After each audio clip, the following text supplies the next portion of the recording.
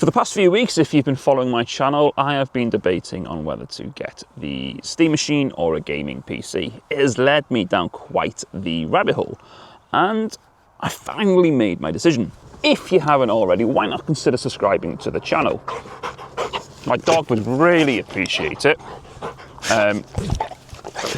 Where was I? Yeah. So, if you haven't already, why not consider subscribing to the channel? It'd be great if you could. It'll help the channel grow. And if you're enjoying this video, check out the other videos I've done in this series and hit that like button, hit that hype button if you can. That'd be fantastic. So, let's get back to the main part of the video. Let's start with the Steam Machine. Why would I want to get the Steam Machine? Well, one of the big selling points of the Steam Machine is that form factor. It is tiny. It can slot into my living room unit, no problem whatsoever. It's not going to stand out. It's not garish. It's not loud. It's not big or bulky. It's quite the opposite. It's quite subtle, really. So that was a big selling point. I like the fact that it's got the micro SD card at the front, and I can just hot swap my SD card from a Steam Deck into the Steam Machine and the games will play there. It's from Valve, so customer support will be pretty decent, and I'll be getting a Steam Machine. I'll be getting the Steam controller with it, because at the moment it says that I'll be having to wait until 2027 to get that. And when in 2027? I don't know.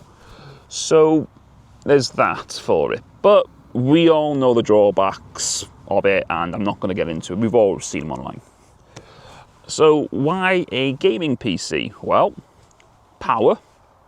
So I'm going to get more power easily over a Steam Machine. Yes, I'll have to pay a little bit more for that power, but that then gives me more freedom with future upgrades. Because, well, since Sony announced their news that they are getting rid of physical media, it's really pushing me towards going PC gaming all the time.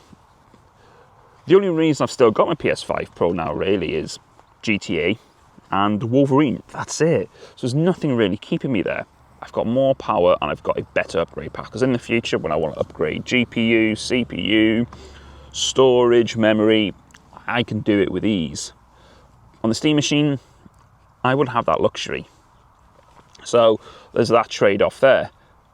More expensive, but that's fine. But it's going to be big and bulky, and it's not necessarily going to be able to fit in the living room. I've been looking at small form factor cases. I think it's the Landley one and the Fractal Tira. I can't pronounce it. I'm sorry if I've butchered that. So there is that. And is it going to be loud? Is it going to be distracting? The Steam Machine is going to have that simplicity of a console, so if the kids want to go on it, they can. So it's been a tough decision for me, and some people might think it's a first world problem, and yeah, it is, and I'm fortunate to be in that position. So let's summarise the two machines for me. Let's start with the Steam Machine.